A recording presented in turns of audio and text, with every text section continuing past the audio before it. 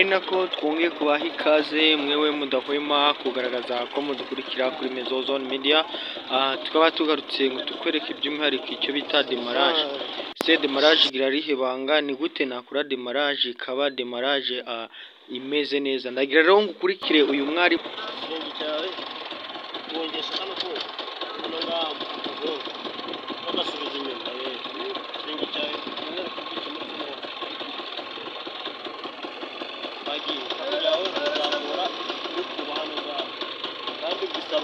komekesha hano mu nda y'ikirenge ego bagiye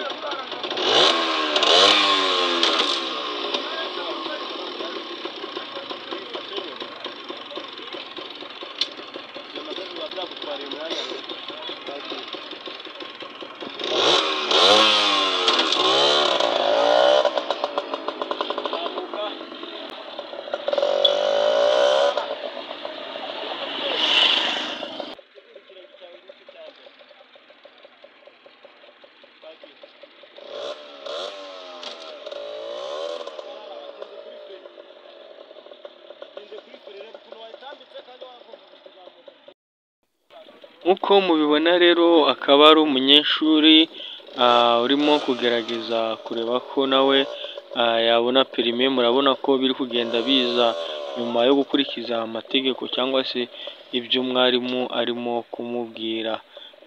Ntabwo biba bikomeye rero, nawe icyo usabwa ni ukuzahagira ubundi nawe ukagerageza amahirwe.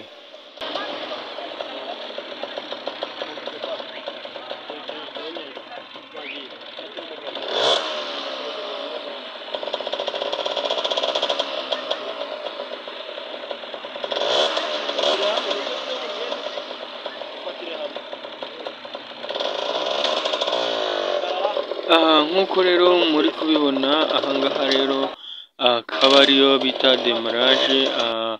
Iyi akaba aricyo final exam cyangwa se ikizamini cya nyuma, kuko aricyo kizamini gikorwa nyuma y'ibindi bizamini ubundi ukibonera perime yawe. Nk'uko rero uyu munyeshuri arimo kwiga, akaba ari kwiga rero uburyo ushobora gukora iyo bita demarage nziza cyane. Nyuma y'uko mu video yacu ari nyuma twagiye tubabwira ku bijyanye na demarage, impamvu twagarutse tukumenera ibanga ry'akabango kugira ngo nujya gukora ikizamini ubundi uzakore rimwe.